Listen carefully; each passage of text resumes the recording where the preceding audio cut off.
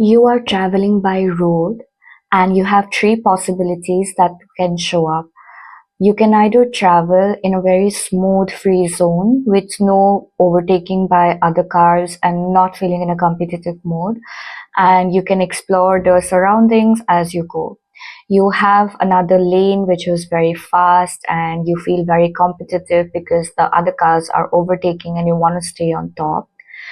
But you also have a lane and a possibility of your car breaking down. You can feel very numb when this happens and very helpless when it actually happens to you in real life.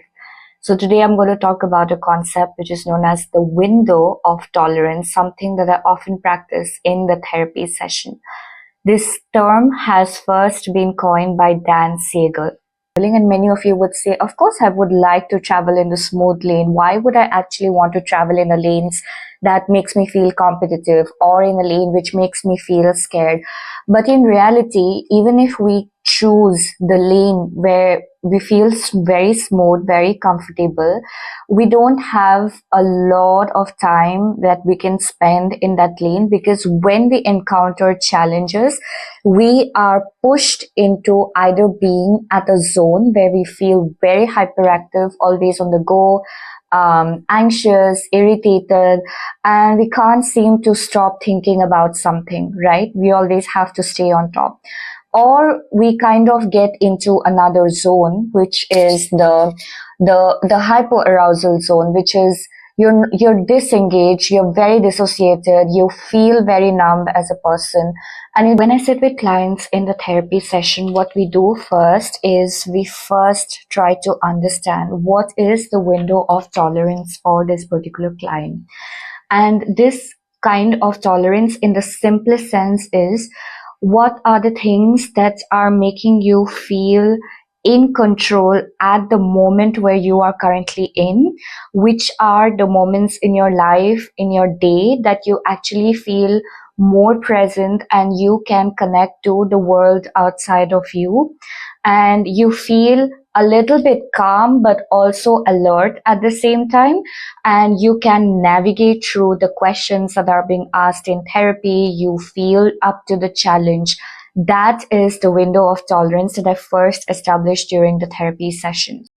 I then try to understand what are the predominant coping responses that they engage in. Is it fight, flight, freeze, or fawn response that they get in? And then I ask questions. If they are within the window of tolerance, I ask them, is it okay for you to go into the space of hyperarousal responses where you feel a little bit challenged? If you feel unsafe there at any point and distress, we can always come back to this. We can take a breather and we can come back to this safe space. So by questioning and challenging the client to take a step from where they are in, what happens over time is that we try to expand their window of tolerance through the therapy. And when this happens, the client feels more capable, more able to regulate themselves, even if faced with challenging situations.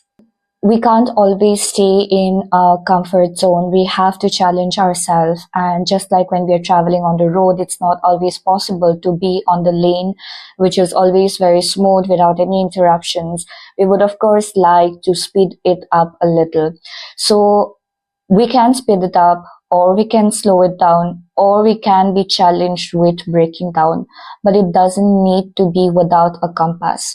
A therapy is the compass or the road signs which can actually lead you to expanding on these challenges with a lot of ease, comfort, and safety. I'll see you for the next one.